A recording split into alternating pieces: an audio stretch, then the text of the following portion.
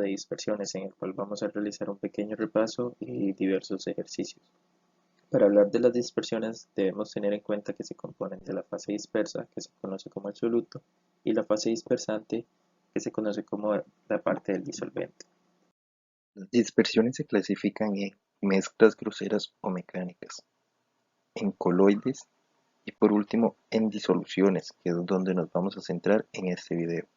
Cuando hablamos de disoluciones debemos tener en cuenta el concepto de solubilidad, que es cuánto soluto puede disolver una cantidad específica de disolvente a una temperatura dada. Como resultado de eso obtendremos una disolución saturada. Teniendo en cuenta esto, podemos tener disoluciones en tres estados diferentes: una disolución saturada, una disolución insaturada y una disolución sobresaturada. Cuando decimos que tenemos una disolución sobresaturada, es cuando se disuelve más de la cantidad máxima de soluto que se necesita para saturar.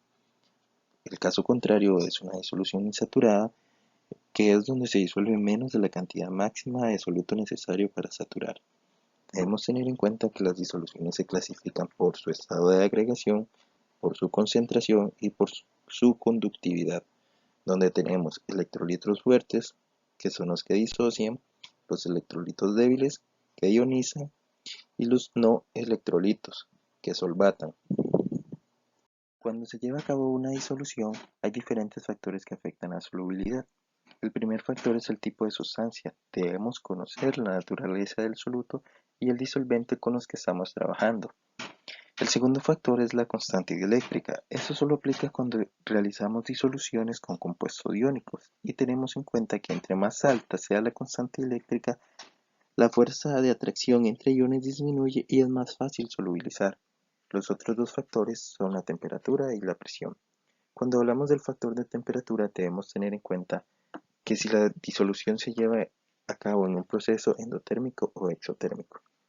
Cuando tenemos una disolución en un proceso exotérmico, a medida que aumenta la temperatura disminuye la solubilidad, tal y como lo vemos en este gráfico.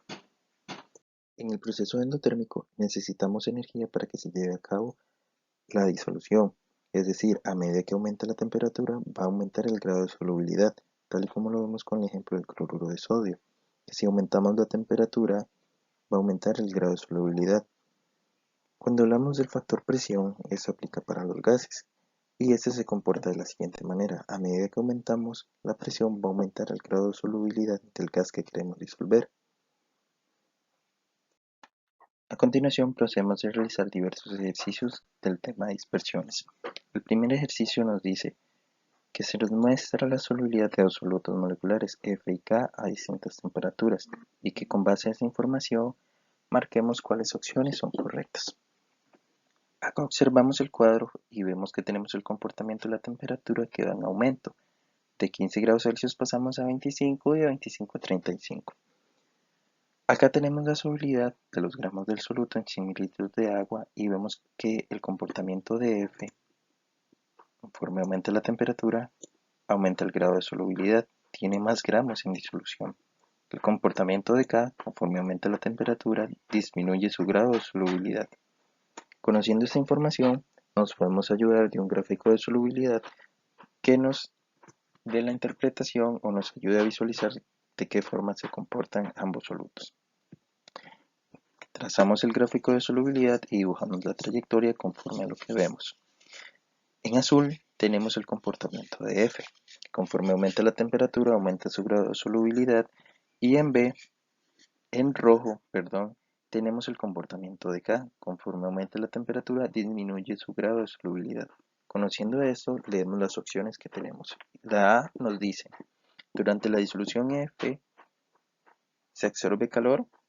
En la B tenemos la disolución de K en agua es exotérmica, y C, en la disolución de F o K en agua, o sea, en algunas de las dos, la aleatoriedad del sistema aumenta. En la D tenemos la mezcla de F o K, es decir, alguna de las dos, en agua tiene una entalpía mayor a cero. Entonces, procedemos a marcar cuáles están correctas y vemos que durante la disolución de F en agua se absorbe calor. Esa es una opción correcta debido a que es un proceso exotérmico que necesita energía para poder llevar a cabo la disolución. La disolución de K en agua es exotérmica. Sí, Lo dijimos acá en el cuadro y lo vemos en el gráfico de solubilidad, que K, conforme aumenta su temperatura, disminuye su grado de solubilidad. En la opción C nos dice que en la disolución de F o K en agua la aleatoriedad del sistema aumenta. Para medir el grado de desorden de un sistema se introduce la función del estado de entropía, que es el cual mide el grado de desorden molecular de los sistemas.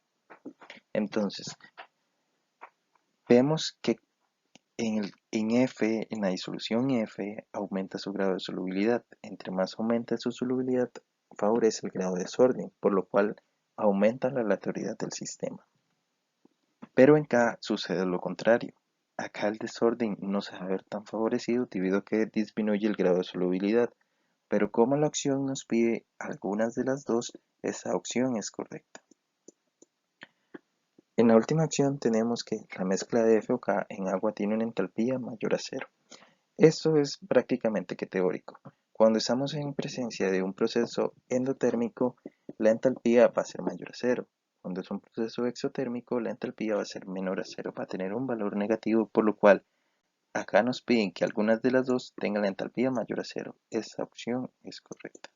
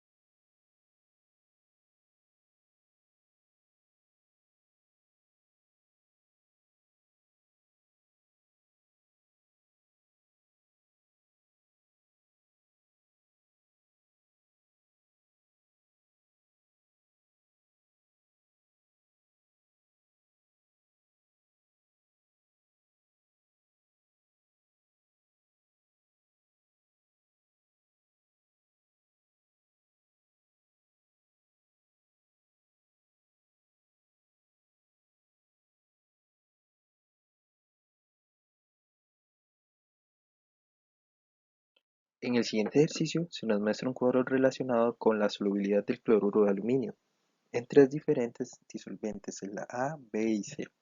Nos muestra en el cuadro donde tenemos en la parte superior la temperatura, la cual va en grado de aumento. Luego tenemos el comportamiento de los disolventes conforme aumenta la temperatura cuando estos se mezclan con el cloruro de aluminio. Vemos que el disolvente A, al ser mezclado con el cloruro de aluminio, disminuye su grado de solubilidad al aumentar la temperatura. Lo mismo ocurre con el caso del disolvente B, pero el C es el caso contrario. Disuelve más el cloruro de aluminio conforme aumenta la temperatura, por lo cual podemos concluir que tanto el A y el B mezclados con el aluminio, con el cloruro de aluminio, perdón, son una disolución exotérmica y el disolvente C forma una disolución endotérmica. Conociendo esta información, vamos a rellenar las opciones. En la opción A se nos pide el disolvente que posee la mayor constante dieléctrica.